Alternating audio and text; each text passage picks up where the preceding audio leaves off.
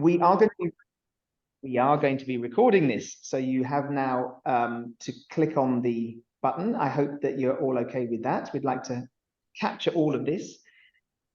Today we're going to have, first you're going to hear from a few people. So just to tell you about the conversation today, we're going to hear from Shift the Power. So shortly I'll just be inviting someone, Eshban from Shift the Power, to come and tell a little bit about the history of where the hashtag and where the movement, how the movement evolved. And then we're going to be inviting a few speakers to share their experiences of the challenges facing local peace builders, and see we can explore together what the commonalities might be. And then we're going to ask you to do some work. So this is not just for you sitting back and listening to us. You have the expertise and the insights and the experience. And so we're going to then ask you to do a little bit of work, some homework. So we have something called the Jamboard. Some of you may know this. It's a Google form, a Google document. And we will ask you to start putting your ideas onto the Jamboard to answer a couple of questions, and we will use those to help inform our sessions that will take place in Bogota, but also to help us create a sense of the main challenges and opportunities there are in bringing together the peace building community and the Shift the Power movement. And that is a conversation that I'm sure will continue well beyond Bogota. So we're all very excited about this conversation. We had a great conversation this morning, and so I hope that you've got a lot of energy and you've drunk enough coffee to keep you going in the afternoon now. We're going to kick off now. First thing I'm going to do is I'm going to invite Eshban to join, and Eshban works for the Global Fund for Community Foundations. And what I thought it would be really useful is for Eshban to just give us a sort of whistle-stop tour of the history of Shift the Power. Eshban, over to you. Hello, thank you, Dylan, and welcome everybody from wherever in the world you are. My name is Eshban, like Dylan said, with the Global Fund for Community Foundations. So the history of Shift the Power really has its roots in the community foundation movement, and the hashtag was first used in 2016 at the Global Summit for Community Foundations. And since then, it has really taken on a life of its own, especially in the wake of movements such as Black Lives Matter, Me Too. Many people within the international development system, grew to feel that international aid as we know it was also, long overdue for its own truth-telling moment. And what we've seen as the articulation of Shift the Power is that it has grown to mean various things to various people, and that's absolutely right, because I think that in international development, we all experience power and we navigate the system in various ways based on where we find ourselves in the ecosystem. And there are those that have said that for a long time, international development has been quite racist, dismissive of the resources in the global south, dismissive of knowledge and experiences of people that are not from the global north, and that the system might have worked for some people, but it hasn't worked for everybody.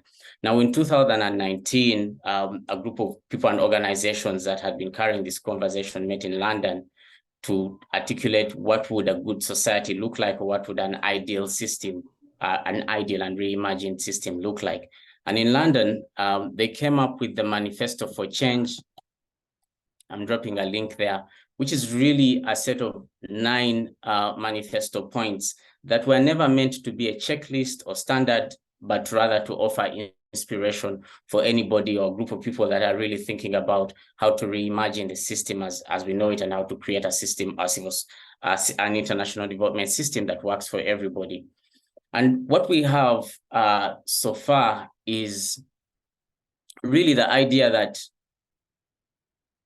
a movement is the collective work of so many people and so many organizations, and that no one person and no one individual can hold Shift the Power as a movement alone, and that the work that's being done, all the voices and thoughts that are being articulated from various parts in the world by various individuals who also experience power in various ways, that all these voices are important, and that all these voices are collectively contributing to creating the system that we want. So in a nutshell, that's really a brief history of Shift the Power as a movement and where it started from 2016 and how it has evolved over the years and the various people within international development or the development system that it's reeled in. Eshban, thank you so much. And I'd encourage you all to have a look at the manifesto. So Eshban has put that in the link in the chat.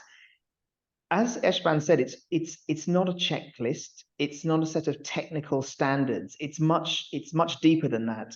And I think it's what inspired me at Peace Direct and the rest of us at Peace Direct to really feel that actually this is speaking to peace builders.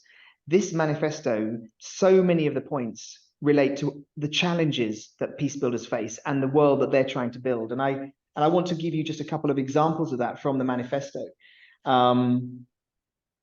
It talks about moving away from a system that is preoccupied with quick solutions and is premised on and organized around the transfer of funds. We have to change how we approach and seek to measure the notion of success. We have to creatively find ways to unlock the inherent power of communities in determining their own development course, however they define it, and let the language of beneficiaries and recipients be a thing of the past. And these are just two of the 9 really bold statements that really, I think, unite the Shift the Power movement. But Eshban, can I ask you, back in when the Shift the Power hashtag was first dreamt up, do you think any of you back then could have imagined how it would have evolved? I mean, it seems to be a big tent, as you said, with lots of people finding a home within Shift the Power, and seems to now have evolved well beyond what anyone could have imagined. But what can you give us a sense of where people thought it might go, and where it is now? Well, I think that that the nature of any movement is that it has to be allowed to move, and I think that what that involves is that various people have to be able to carry it and to hold it in ways that are authentic and meaningful to them. And what that means is that you can never really know or we can never really predict what these ideas will mean for various people that have experienced development in various ways. And part of the evolution that we've seen, at least, has been that there's been more demand-side voices or more voices from the Global South coming up and speaking in much bolder and braver ways of the ways in which the international development system hasn't worked for them, of the ways in which their resources have been dismissed, or the ways in which their type of development has not been acknowledged. And I think that that's a key part of the evolution of the movement, that more and more braver voices have started to come out or have continued to come out and speak up about the work that they've been doing for a long time outside the gaze of the international system. Thanks, Eshban. Absolutely, and I love what you say. I mean, as you say, a movement moves in whichever direction and without your control. And I think that's what's happened here. It seems to be flourishing as a collection, as a movement of people who really care about these essential principles that are in the manifesto. So thank you so much, Eshban, for that summary of the history and the journey. I'm now going to invite a few wonderful speakers to talk about what the challenges that they see, that local peace builders experience in building sustainable peace. And so the first person I'm going to invite is Grace Orao from Women Volunteers for Peace. She's based in Kenya. Grace, tell me, what do you see as the main challenges facing local peace builders? Thank you so much, Dylan, for the question, but also for getting to learn about the background about the Shift for Power Summit and how it came to come to how it came to be. I'm so happy to join this particular conversation today, and thanks for your question once again. So, as also part of the Global Peace Campaign, which is a co-creation by Peace Direct that have been taking part in since for the last 9 months. There's been a lot of deliberations, but also very needful and timely questions that we as local peace builders have been able to ask about why local peace building is not really appreciated, but also not supported and recognized. And these questions are not just were not just directed to the donors, not to the policymakers, and not to INGOs.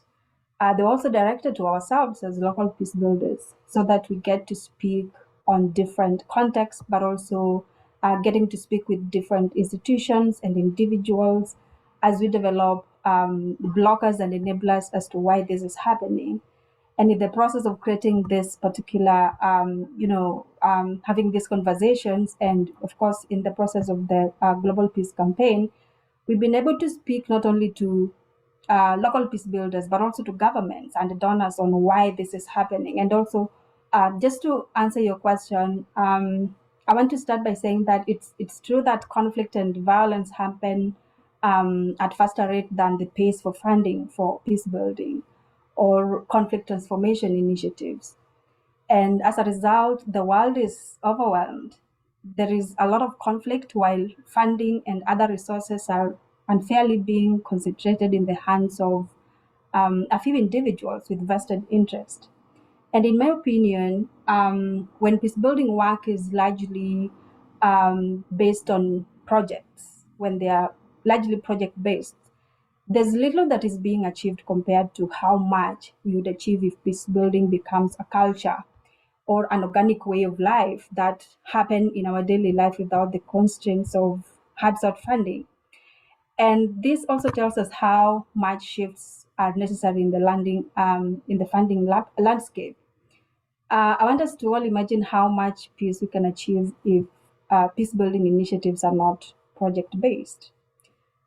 Think about how short-term focused peace happens when there is, of course, in my context, external funding with a lot of political pressure that push for quick results, leading to a focus on short-term stability rather than addressing the root causes of conflict.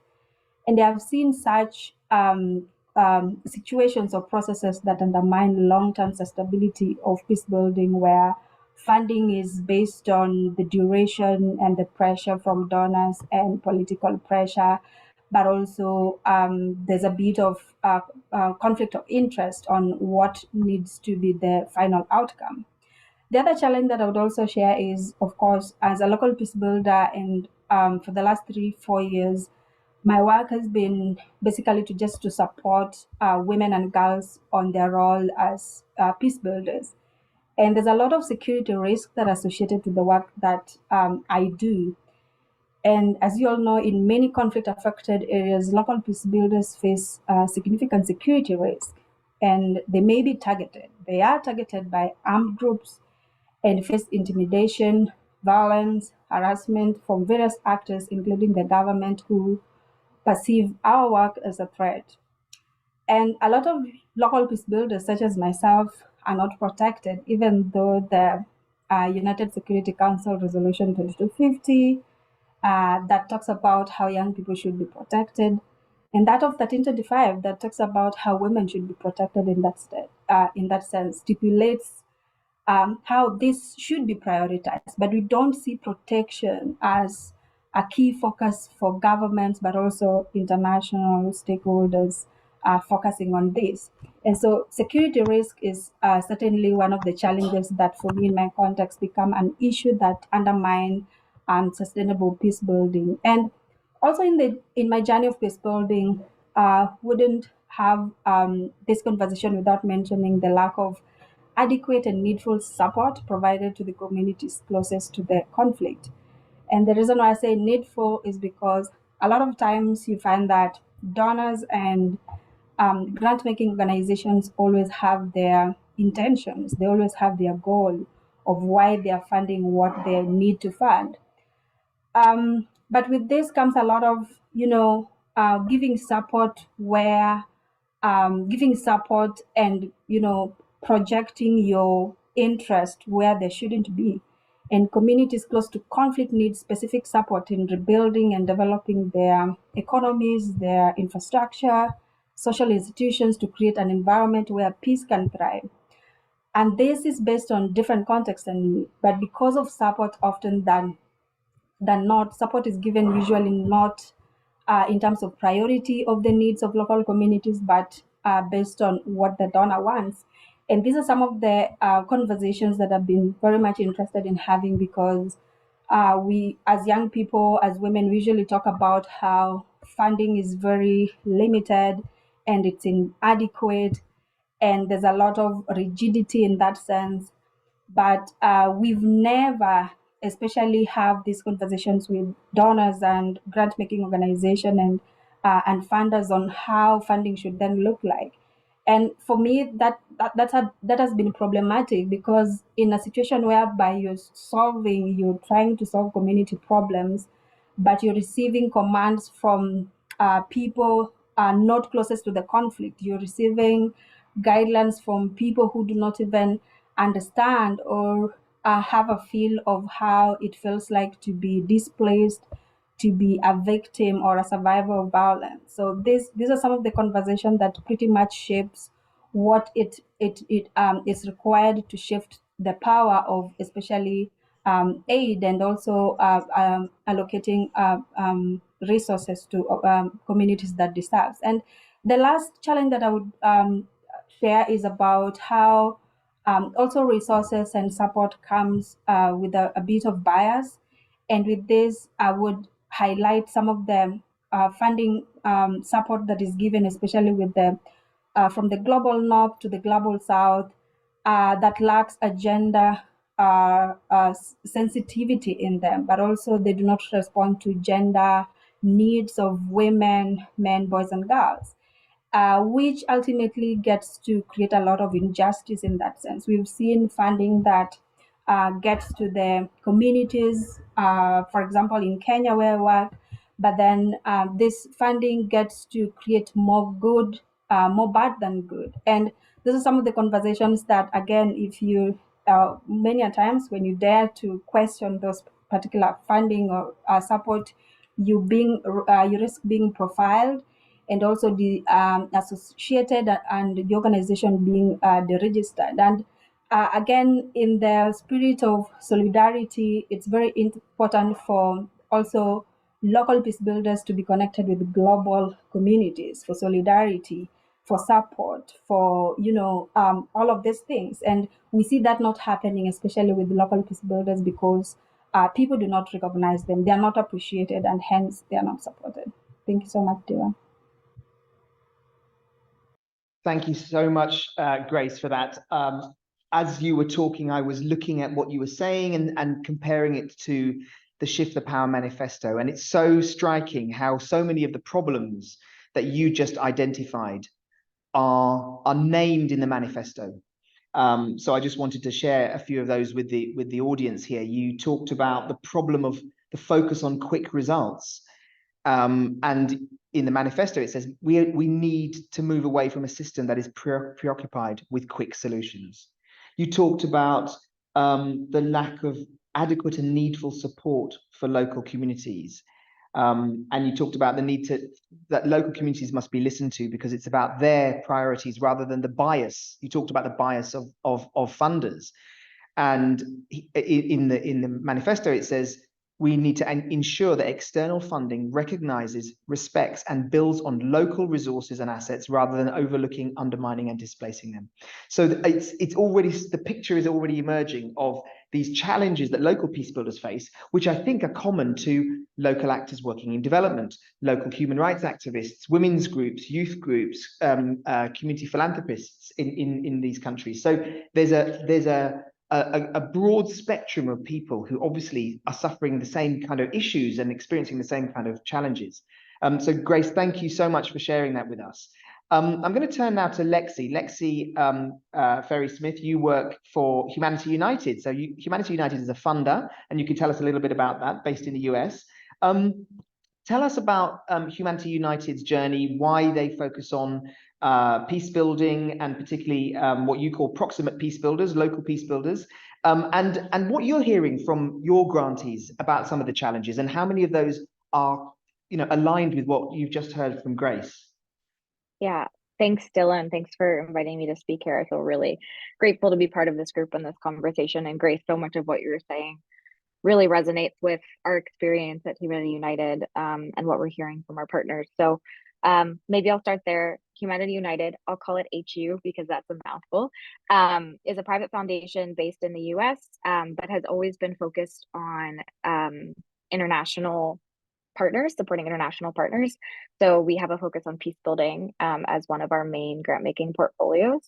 And it's been a core part of the organization's identity since its founding. But the way that we think about addressing peace and conflict has shifted quite dramatically over the decade plus that the foundation has existed.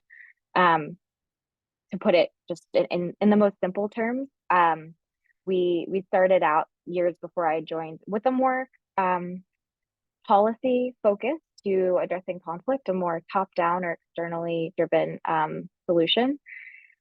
And slowly over time shifted as we looked more and more about what are the root causes of conflict, but also what does it really take to make these solutions sustainable, and have now gotten to a place where our entire peace building strategy is centered around supporting the agency and power of those most proximate to conflict, recognizing that those are the people who, kind of like Grace was saying, just living peace building as a way of life, who will enable the long-term sustainable peace that we're all seeking. So that's kind of we call it our North Star, or our guiding star of what we want all of our work to support. I want to speak a little bit about how we seek to support that. And I think this is a really timely conversation for us because we just did a strategy refresh process where we did really deep consultations and conversations with our partners from many contexts to understand, kind of just to the question you posed, Dylan, what challenges are people facing as they seek to build peace in their communities? And also what opportunities are there? How can Humanity United and our resources address some of those challenges? So a few things that came up in that we've kind of centered our work around are, there's so many that Grace named, so I won't repeat them, but I'll name a few that didn't come up. Trauma and psychosocial issues. So recognizing that people who are living in conflict have really serious experiences and not always support to process that, to heal, to be centered and grounded as individuals and as a community, and recognizing that in order to build peace and stick through it for the long term, there needs to be that holistic support of people's well-being. So we have some support in that direction and exploring how we can do that better. Another piece is around the challenge of conflict, just our dominant way of solving conflict being top down. Armed actors are usually the ones around the table. External governments are acting in a mediator role, and recognizing that so often people who are experiencing conflict in their day-to-day lives aren't at the table in processes to come to peace agreements in a formal sense. So supporting opportunities to bring more voices to the table is one of the other key pieces we're focused on. And the third one I'll name in terms of what we support is around questioning who is a peace builder. I think as a funder, it's really easy to just put yourself in a sector and say, oh, so if they call themselves peace building and it's a formal organization registered as a charity, like that's who foundations are set up to support. But those aren't the only people building peace in their communities. It's often informal networks, youth groups, women's groups, small businesses. Like there's so many different ways that people are building peace in their community. So how do we get out of our mindset of how and who we support in order to build peace? I also want to name, we've done a lot of work around the how of supporting. So not just the what, but how do we fund? And a lot of that kind of responds to what we've been saying around the projectized approach, the short-term approach, recognizing that those do not lend themselves to long-term sustainable peace or to supporting the agency and power of those who are working in their context, not on a project, but throughout their life, building peace among their community.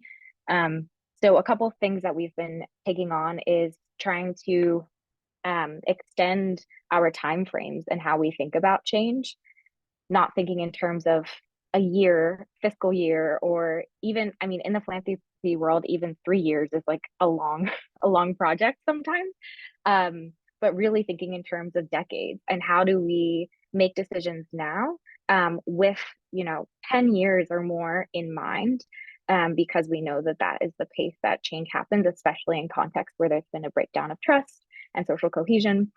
And then also providing not just funding. So, the saying, if what you have is a hammer, everything looks like a nail. Sometimes as a funder in philanthropy, what you have is money. So you just look, where do I put my money? But that's a really limited way of thinking how change works. I think that's one of the pieces of the manifesto as well is, how can we expand our sense of what resources are available to create change? So one of the ways we do that is by investing more in relationships, walking closely in accompaniment with our partners, and also building sort of ecosystems and networks so that other resources can emerge and we can see those more clearly and take advantage of them. And then the last one I'll say is what's been quite important to us is shifting from a mindset of impact to one of learning. So our job really is not to evaluate and to see who's doing the best, most impactful peace building. It's to partner with those who are working in their own context and create spaces to learn together so that we can improve our approach, so that they have a space to reflect and pivot and change their direction if needed. And then also chances to learn across contexts. So people in one place to another. We had a really amazing convening in Mali earlier this year, and we brought a team from Colombia and a team from Myanmar who used a similar participatory method and just talked about, how did this work in our context? How did we change it? How did we shift it? And it was amazing because it didn't need to be mediated by any international organization. All we had to do was get folks in a room, and the learning was really amazing. So we're trying to create more of those spaces. Maybe I'll stop there. I've been speaking for a few minutes. Thanks, Dylan. Thanks, Lexi. So much of what you said, I think, resonates with bits of the manifesto, and you've named a few of those, including, I'm particularly struck by the 7th point in the manifesto. It says, expand our horizons beyond money as the central driver of change and place greater value on other kinds of non-financial assets and resources. I think you name that in your strategy as well. Maybe before we move on, I just want to ask you, Lexi, so what does Shift the Power mean for HU? I mean, how does HU regard Shift the Power? Yeah, I think it's twofold. I think one is we love being in a space where people are imagining how the system could be different, and it gives us a space to think about what does that mean for us in the system. How do we think about our role differently? And then also, how do we share back what we're learning as well in a really honest and transparent way, not to show off, not to brand, but really just to contribute to that feedback loop. So I think it's an amazing community for creativity, imagination, learning, and being held accountable to what we say our values are. So I'm really looking forward to the rest of this conversation and being with everyone in December. Thanks, Lexi. And, it isn't always easy being a foundation, I think, because there's a lot of critique and criticism about private philanthropy, and not only the sources of its funding, but also how it does its work. And it sounds like HU are trying very intentionally to change the power imbalances and its timeframes. It's music to our ears. Anyone who's had to apply for funding knows that this projectized way of working is damaging. Actually, it really doesn't help. So thank you for that. We're going to move on to Galina Maksimović. So Galina works for the Reconstruction Women's Fund in Serbia, and Galina, you were very kindly part of our first conversation this morning. So tell us a little bit about the work that you do in Serbia, and also the challenges that you see that local peace builders face, and particularly, I guess, building on what you've just heard from Grace and from Lexi, how much of that resonates with you, and also how that links to Shift the Power in your view. Yeah, quite a lot of it does resonate. Just a bit of context, Serbia is one of the remaining countries after Socialist Federative Republic of Yugoslavia broke up in the 90s. And during the 90s, feminist movement, which was at the same time the anti-war movement, has created a basis for all of our today's work. So the fund, as well as the feminist movement of today and the peace movement of today, stemmed from those 90s and Many of those people are still active today. And much of the concerns from those times remained. So at the local level and the contextual levels, what is challenged to us is to remain aware of how the absence of armed conflict is not the same as peace. And this is still quite a strong issue, even if there's no armed conflict, we're still in a very precarious situation where nationalism, militarism, racism are shaping our society quite a lot.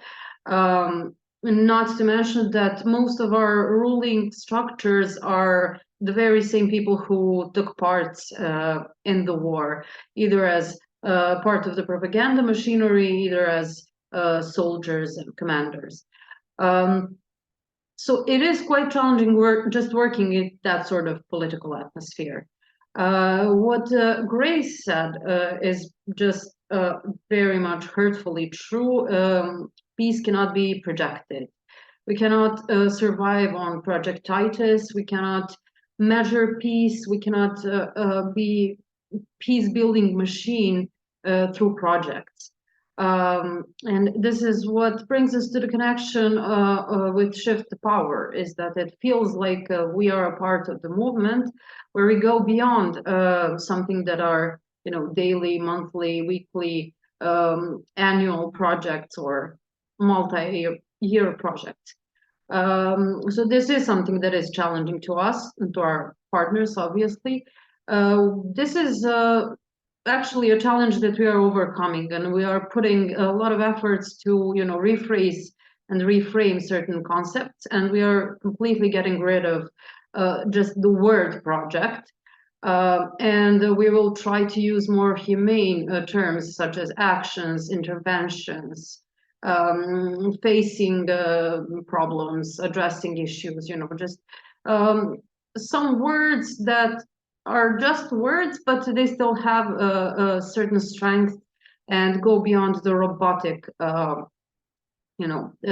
industrial language. What are the other challenges that we are facing? Given that we are a feminist and peace fund, we also incorporate some other subjects that we see as related to nationalism, militarism, racism, and violations of women's rights, which are labor rights, environmental issues, etc. And it is very difficult to communicate to new donors that we intersect all of those disciplines, because they are one. They are one type of marginalization, calls for another one. And in the end, we have a bundle of problems that we are dealing with at the same time. And this is what I think about when I say the absence of armed conflict is not the same as peace. There are various other challenges, like being under capacities, having restricted funds, having themes being imposed from the donors rather than allowing autonomy. There are a lot of trends that donors are trying to mirror in the region.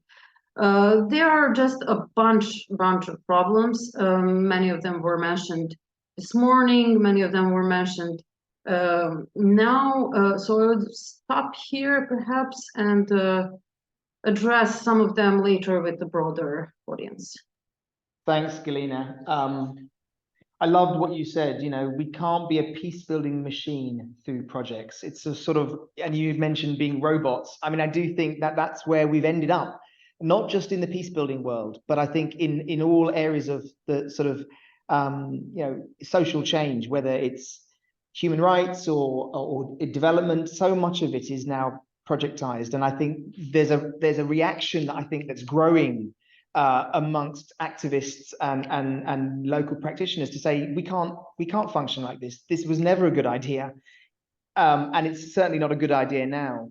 And what you said, I think, really struck me was about this, the absence of violence you said the absence of violence doesn't mean peace. And I think peace builders have always looked at a much more expansive conceptualization of peace. We talk about positive peace as being much more all-embracing of society, which then promotes and upholds people's rights. And I don't think any coincidence that the first point in the manifesto, the Shift the Power manifesto, is to embrace a vision of a good society built around core values of equality, democracy, and sustainability, and a set of organizing principles based on global solidarity and distributed leadership. Now that, for some peace builders, they would argue that is a perfect definition of peace in terms of positive peace, embracing that vision of a good society. So peace builders, I can hear from you, from Grace, and from Lexi that peace builders really are extremely aligned with Shift the Power. Before I move on, and we'll go to the Jamboards in a minute, you talked about the lack of autonomy and the restricted funds. What does that mean when you're actually trying to do work? How does that impact the quality of the work that you do? Because the lack of autonomy brings us to situations where activists conduct work that is not organic to their needs or the needs of their communities primarily. So, there are certain trends, and there are, just hot topics that are somehow imposed to us as small local funders, and through us to the local groups. And this is just not that just that it's top down, but it's also wrong, because it doesn't meet it's what one size fits all. It doesn't meet the local needs. So the lack of autonomy at every level of local peace building is just problematic, because it doesn't bring us to any results, because from the beginning it doesn't target what is needed. Thanks, Galina. And it reminds me of what Grace said at the beginning. She said, we receive commands from people not close to the conflict. And that is very much how it feels from a lot of peace builders, receiving commands from others who aren't really connected to the conflict. For those of you listening in, I'm sure you have questions, but please hold your questions for a moment.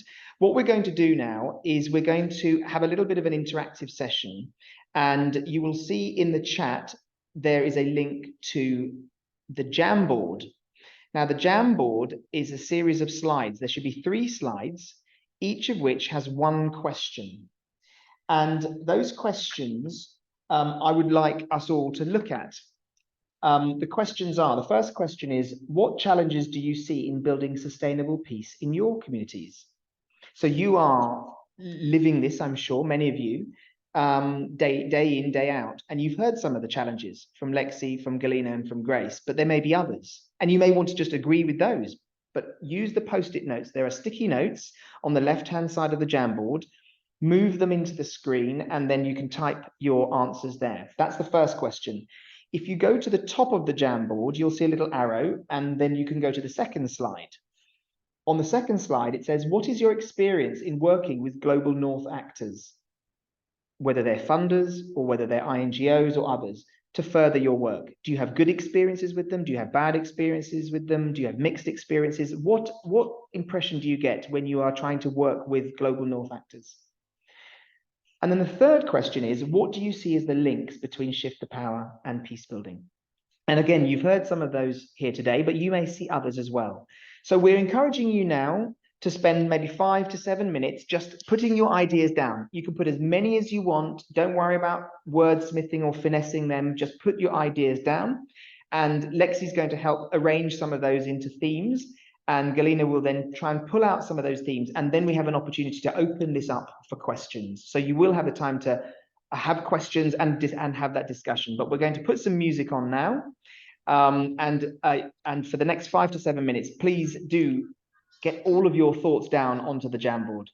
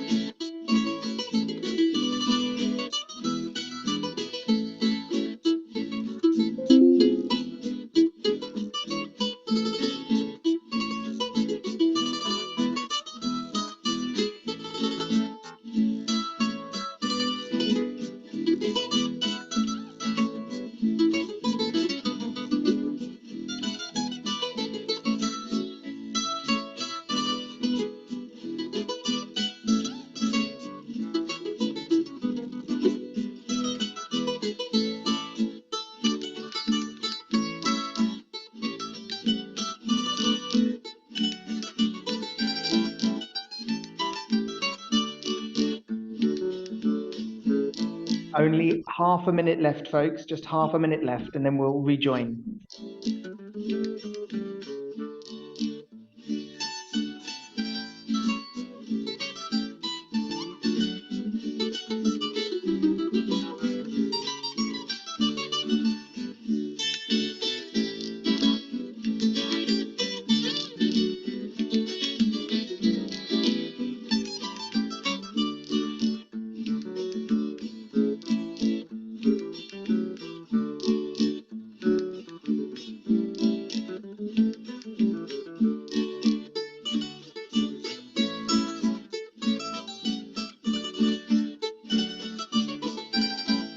Okay, folks.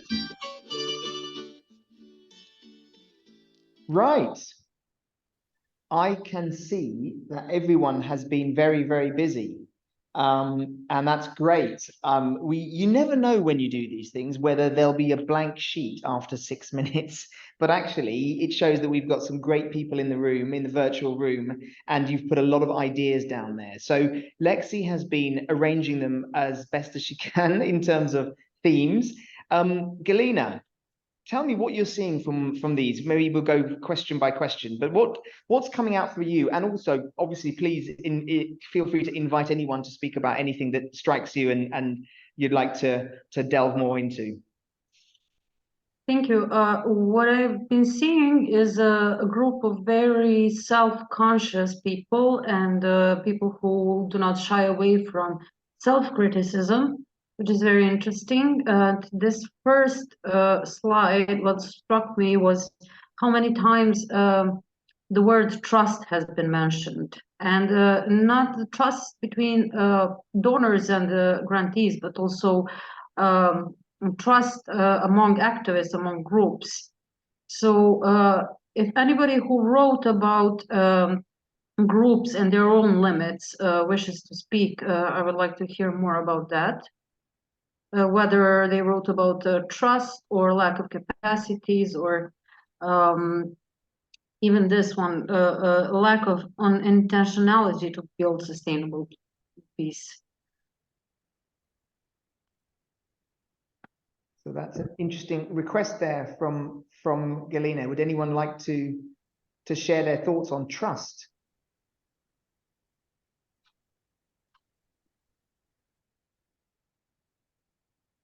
If not, that's okay. I think the cards are actually quite self-evident, and I'm really glad to see people actually reflecting on their own limitations. I think that's brilliant. We are addressing that.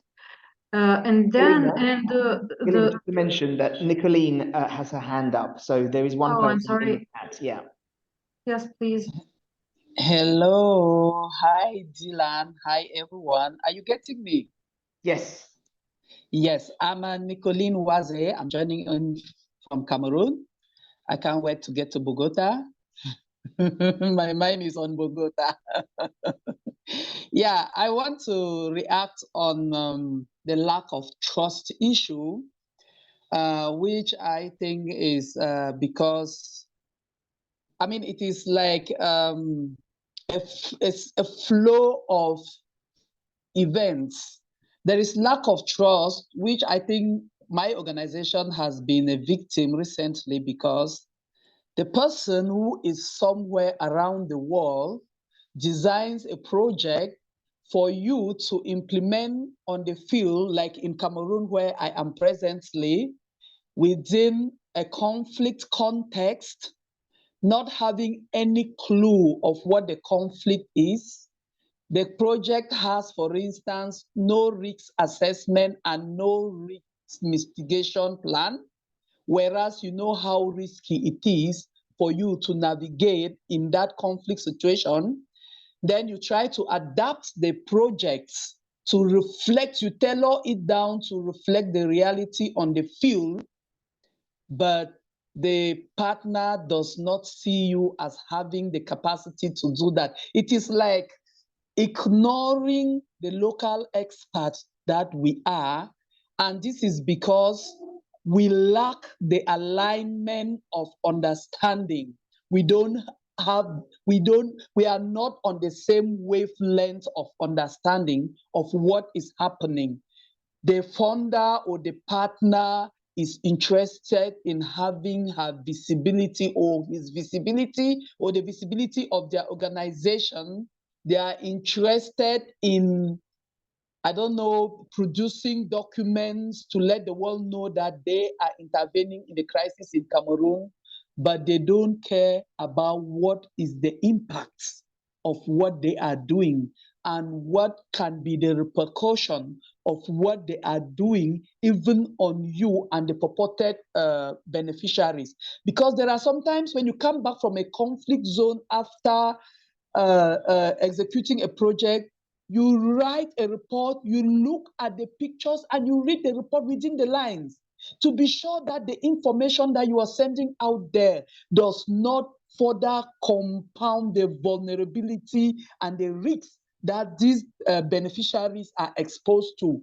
But the pressure is just too high that when you are unable to meet with the pressure, they think you are not competent in executing the project. And I tell my partners, when I come back 100 pictures from an event, I need to take a break, look at those pictures. Am I sending somebody's picture outside there that will further expose that person to danger? Then I shouldn't send that picture. I need a cool head to do that. I read within the lines of the report. Is everything that is reported worthy and safe to be sent out there? But most people don't get these things. They deny to be flexible, and they make work a big hell for those of us who are in the field. They mislead us into harm's way. They mislead us to mislead the beneficiary population to expose themselves to more danger. And I think this is something we need to really address seriously, because really some of us, we feel like we should just surrender this work. If there is no comprehension, there is no way there can be partnership. There is no mutual respect. There is no alignment of understanding. If the person who is contributing the funding fails to understand that you are bringing in knowledge, you are bringing in expertise, and they think that because they pay the piper, they must dictate the tune of the song, this thing is really draining some of us, and I don't even know what to say again. Dylan, thank you so very much. That's my take on the lack of trust issue. Thank you so much. I think that this does echo across this virtual space. And next I would invite Tatiana. Yes, here she is. And Olga right after her. Hi, my name is Tatiana. I'm in Bogota. So everyone that is coming to Bogota, here is a friend, whatever you need, just reach to me and we will show you like a lot of good things in Colombia, like music and dancing and a lot of good stuff that is happening here. So I will leave you my my information in the chat, and anything you need, just ask. We are very happy that you're coming to Bogota, and I'm glad that every thought is in Bogota. So we're so excited to have you here. I work in a fundación that is called Fundación Ideas para la Paz, and we have been like reflecting a lot about trust and how if we don't have like the lack of trust, really it's like an obstacle to peace building. And in our eyes, as Nicolette was saying, if you don't have like trust, you need to see it like a bi-directional thing, that sometimes you ask the other, but you didn't like have the trust in the other. So that's a very hard thing to have. And here in Colombia, what is happening is that because of the armed conflict, we don't trust anyone beside our family. So it's very hard that others are coming to tell us what to do, or us to tell other what to do. It's so hard in the trust building process. Another thing that we have been seeing is that building trust take time, and if you have like a project of a 3-month or 1-month project, it's impossible to build trust. So the actions are not that impactful, and they don't have the change that we need. And another thing that we see in our everyday working is that trust is linked with language and also with recognition. And what we saw is that if you don't have like the good language, it's if two people have different type of languages, and I'm talking about all of us like speak Spanish, but the languages is so more than the words. So you have to be very careful. And something that Lexi was saying about the how we build the relationship, how we address people, is so important to the trust building process. And my final point is that the trust building is so important to create agendas that are a commune agenda. Here in Colombia, what we see is that everyone has his own agenda, and we are not so good to build to co-create agendas that are together. And we have been like identifying that to build an agenda and to build like to co-create something, you really need to have this transparency that in some cases is not there. And it's not because of the donors only. We as an organization sometimes have our own agendas, and that's something that we need to be able to be so transparent that everyone trusts each other. So nada, we expect you here in Bogotá. Muchos abrazos, and see you here. Thank you. Muchísimas gracias, Tatiana. And thank you for bringing up the relationships, because they emerged on all of the 3 slides regarding all of the 3 questions, starting from mutual relationships of change makers and peace builders, to relationships between global North donors and NGOs, and finally relationships as solutions through the lens of shift the power. But we'll get to that. And now sorry for keeping you waiting. Olga, please go ahead. Yes, thank you. It is a little bit difficult to talk about a lack of trust after Tatiana's warm words and warm welcome. So thanks for that, but I'll try.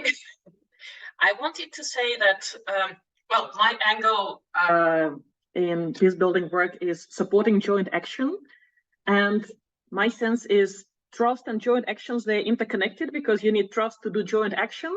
And quite often, joint action has trust building as spillover, because words often don't help really, and sometimes they actually make things more complicated. So it is an important, intimate connection between these 2 things. And what we are thinking in Ukraine is that we, besides a million other challenges, we also need something like a more sustainable or any kind of architecture for joint action, which will support it and which enable that, and which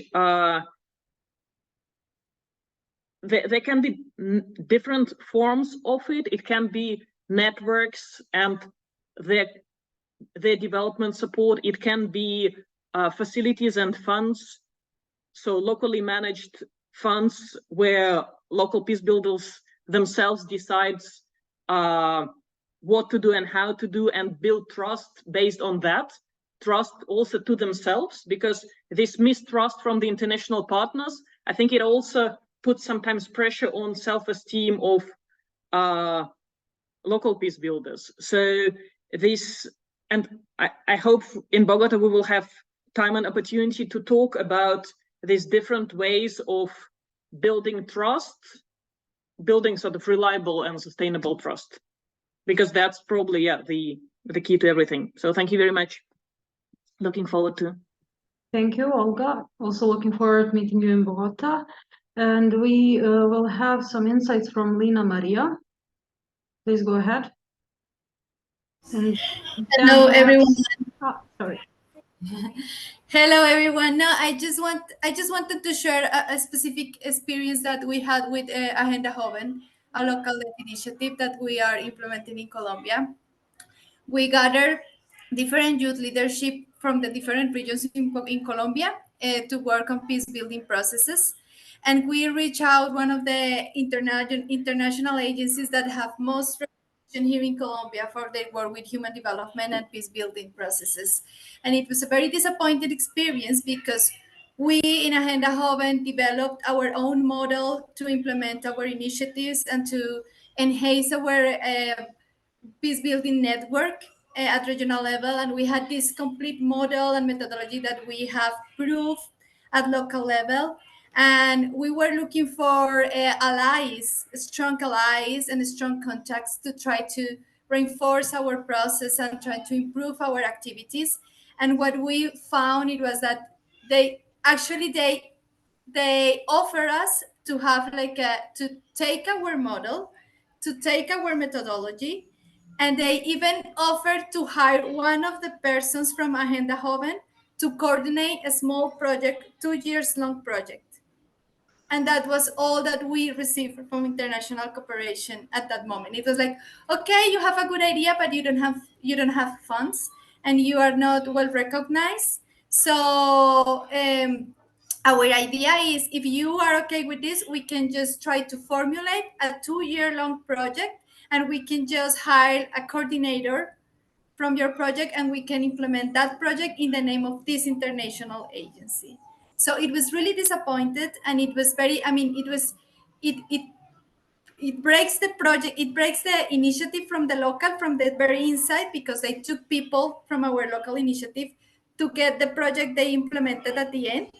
They took our experience, they took our methodology to implement a small project, and they broke the trust among international cooperation and local-led initiatives, because it's difficult for us now to get to them again to present or try to make some linkages or alliances in the work that we are doing within peace building process. So that kind of situations are really, when trust is breaking, it's really difficult to recover that process again, and you just separate the local-led initiatives from what is happening from the international perspective.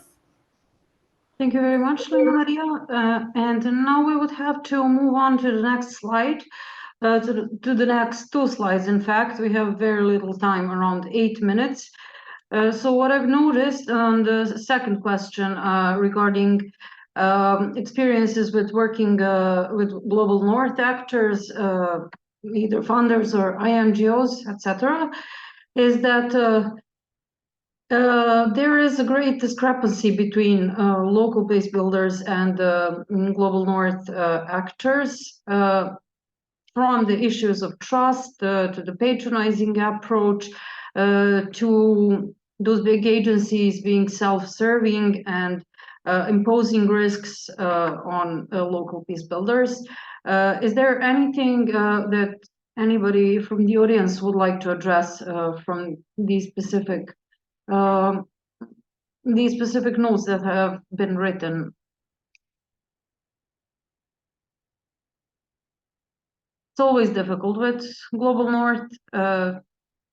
There were also some positive comments, some mixed comments as well. Yes, Lexi, please. Yeah, no, I just wanted to kind of call out exactly what you just mentioned, that I was really heartened to see that though there were a lot of really unfortunate and disrespectful engagements, it sounds like, with a lot of Global North organizations, there was such a mix and nuance of how the people on this call have experienced partnerships with Global North institutions, and a call to not just overgeneralize, but to call out what are the good practices. I think it's important to critique funders, it's important to critique INGOs, and there are a lot, like someone said, they're well-intentioned. There are a lot of opportunities, I think, right now, as this movement has gained power, as more people are following it and feeling the need to keep up. to name what those good practices are, to name what those good experiences are, and get more organizations picking that up. So I just really appreciated the places where folks named that, and I'd love to continue that conversation and be able to identify what are those really highlight experiences and how can we talk more about those. Thank you very much, Lexi. And this actually perfectly brings us to a place of hope, to our third question, where people mainly responded by focusing on the value of people, people-centric approach, communities, defining peace at the level of common people. So that's on one hand, one group of responses. And then in very tight relation to that, there is the value of the relationships, and again, importance of trust.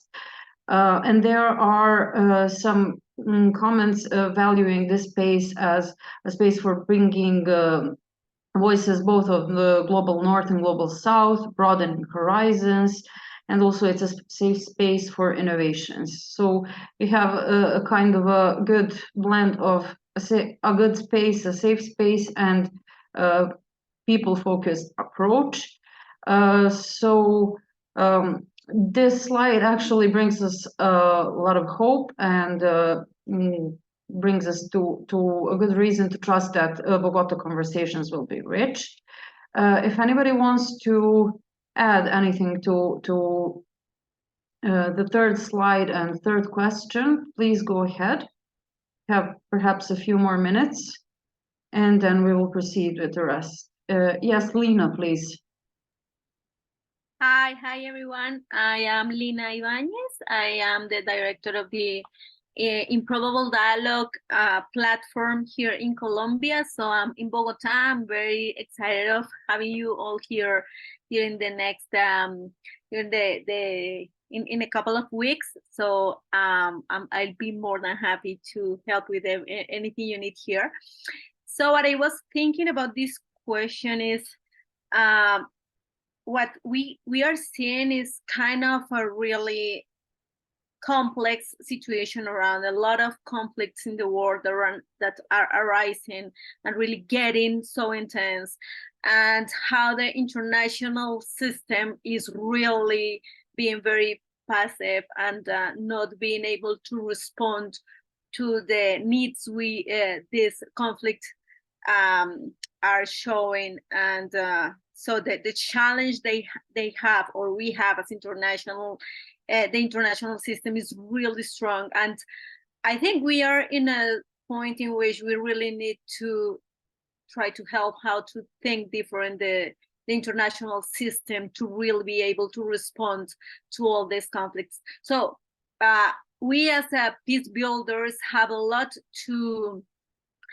provide in terms of experience, in terms of what have worked to propose like a different way of doing things in the international system, and to start that conversation that I'm really worried that it is not is not happening. You know, we are seeing a crisis in the way the international system is being able to respond or not to this crisis, and there are not enough like conversations about how to change that. So I think we as peace builders can promote and almost like demand like a change on that, but not only demand from the activisms of this need to change, but to propose how to do it different from the experience we have. So that's what I feel now. The momentum is really important on taking a lead on having a voice on how to do it different. Gracias, Lina. And yes, it's just the last moment for thinking about complexity and how to reshape things in peace building. And thank you everyone for contributions. And I'm sorry we have to be mindful of time. So I will have to wrap up this part of the conversation and pass it on to Dylan. Galina, thank you so much for that. And what an interesting conversation. So many rich thoughts and ideas there. And And what I have ringing in my head now is Lena's last point there, the crisis that is in the international system right now. And, you know, there are multiple crises. I mean, people talk about the poly crisis, don't they? That's one of the new jargon terms.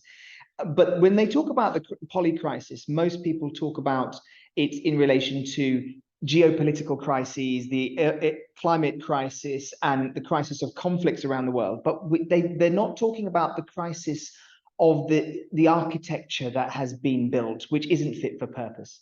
That's another crisis, I think, that Lena was talking about, that actually the system of international cooperation that we have been used to, living within is not fit for purpose. And that's another crisis. And I think what Shift the Power is trying to do is to try and reimagine what a different system of international cooperation can look like. And I think that's really, really exciting.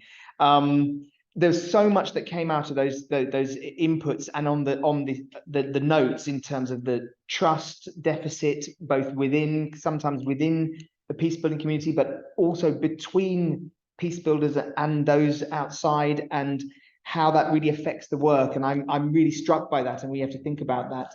But in the interest of time, I'm going to now ask our three speakers to reflect on what they've heard. So Grace, first, I'd love you to think about what you've just heard from the other speakers, but also what you saw on some of those notes on the Jamboard.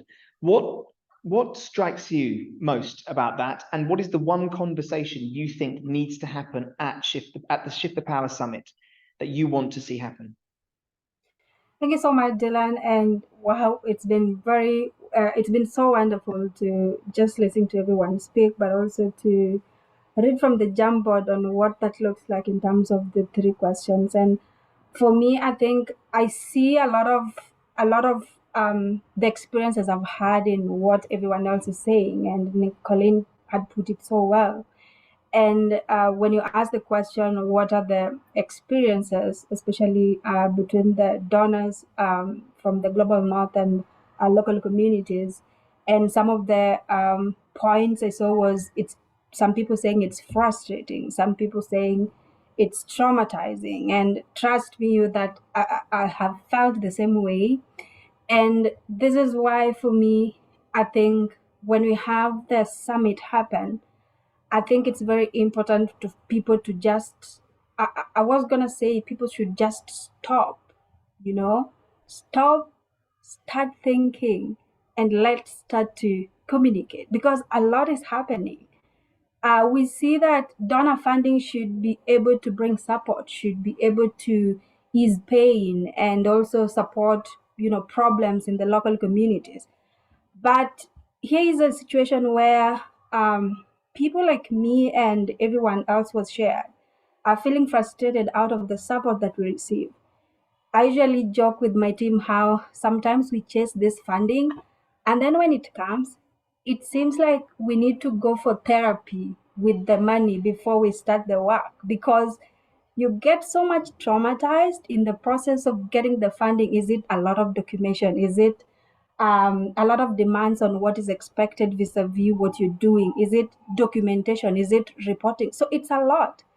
By the time you get the funding, and the funding is not much, you're frustrated, you're traumatized, you need to go for therapy. Therapy is costly. So, and you wouldn't prioritize that. So at Bogota, at the Shift the Power Summit, for me, everyone should just stop. Are you a policymaker? Are you a donor? Are you a local peace builder? Are you government? Whoever will be present at Bogota should be able to come with a very open, level-headed, open mind to start conversations, be ready to unlearn, be ready to relearn, be ready to, listen. I think for me, that's very important. Be ready to listen to one another so that people can communicate, so that people can understand one another. And don't come to Bogota to listen to respond. Come to Bogota to listen to understand. Understanding what? Context. Understanding the different challenges, the different issues, how people struggle. It's funny how, as peace builders, we struggle so much with the work that we do, with very little or no budgets. And we do so much. And with all those traumas and all those issues that we've all talked about, you end up being profiled, you end up being attacked, you end up being, talked bad against, all of those things that we face as peace builders. And that shouldn't be the case. So in this case, for me at Bogota, I'm looking at a space. People talked about a safe space. Let's redefine. Let us deconstruct. Let us create safe spaces. Let us talk about issues that concerns the communities. Let us create a safe space where people are genuine, people are open, people are ready to genuinely and sustainably support the community that we say that we work for anyway. Thank you so much, Dylan. That's so wonderful to hear, Grace. And I think we'd all agree with so much of what you just said. And without giving away any details, because I don't actually have a lot of the details, that's being managed by the Global Fund for Community Foundations team. I do know that there's a lot of community building that's going to happen. This is not supposed to be a meeting where people come to just listen to other people talk and wait, as you say, to respond. This is about building a community. And I think that's going to be really exciting because there are going to be so many fantastic people there. Thank you, Grace. Lexi, you've heard what Grace and others have said. You've seen the post-it notes or the sticky notes, virtual sticky notes. What's the one conversation you would like to have or to see take place? Absolutely. I mean, first, just to say, I'm feeling even more, if it's possible, excited about meeting together in December after hearing Grace's vision for what that space can look like. I just think it's a beautiful picture you've painted, and I hope we can live into that spirit. I think it will be amazing. And kind of in the spirit of building community, I think the word build and create is sticking out to me. We've named that the systems we have aren't fit for purpose to face this moment.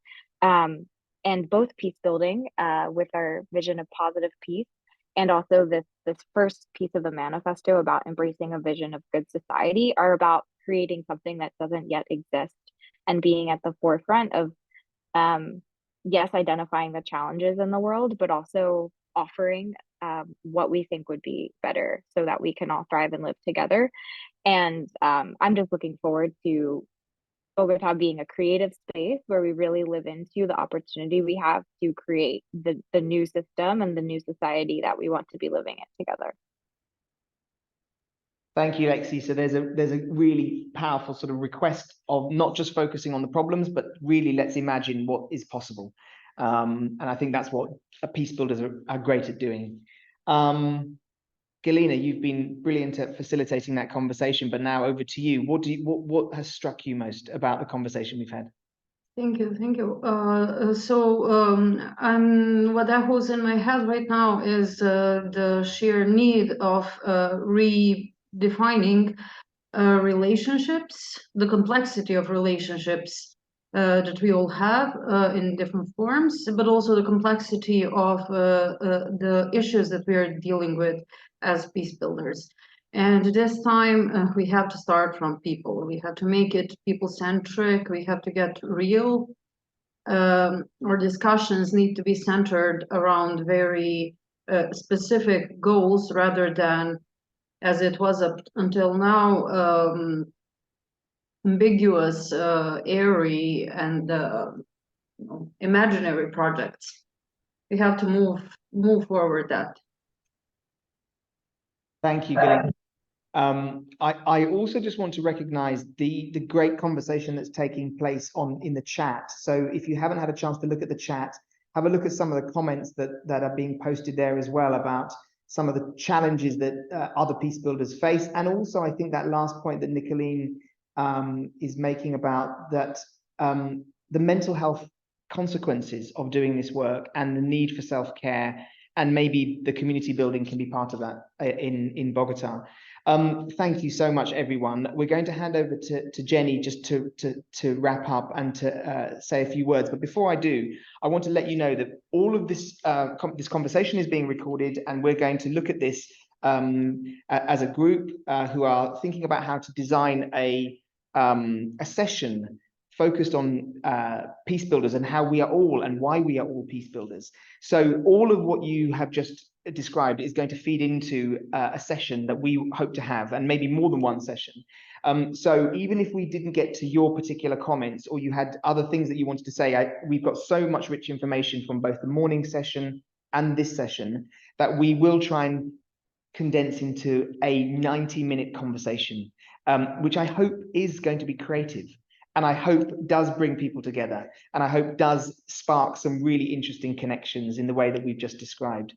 So thank you for helping build a momentum towards Bogota.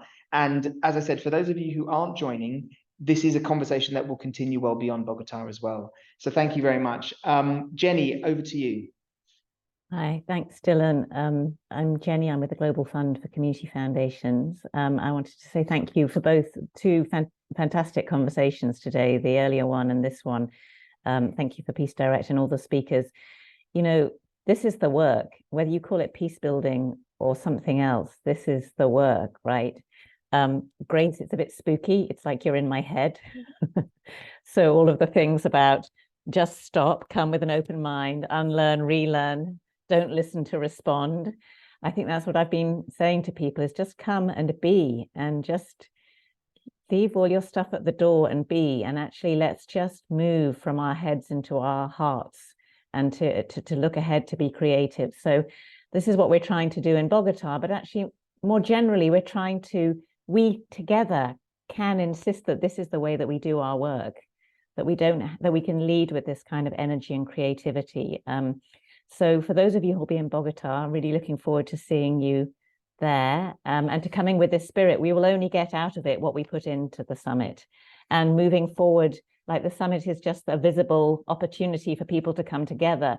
But actually, what I've really enjoyed about so many of these weaving conversations is they have indeed woven people together who didn't know they had so much in common with each other. And actually, this work can often feel very lonely, and one can feel very isolated, and to know that you're part of a bigger us as a first step, and then work out what you do with that bigger us. I think this is the real opportunity that we have. So thank you so much for the time and the thought, and yeah, wishing everyone a very nice evening, afternoon, rest of your day.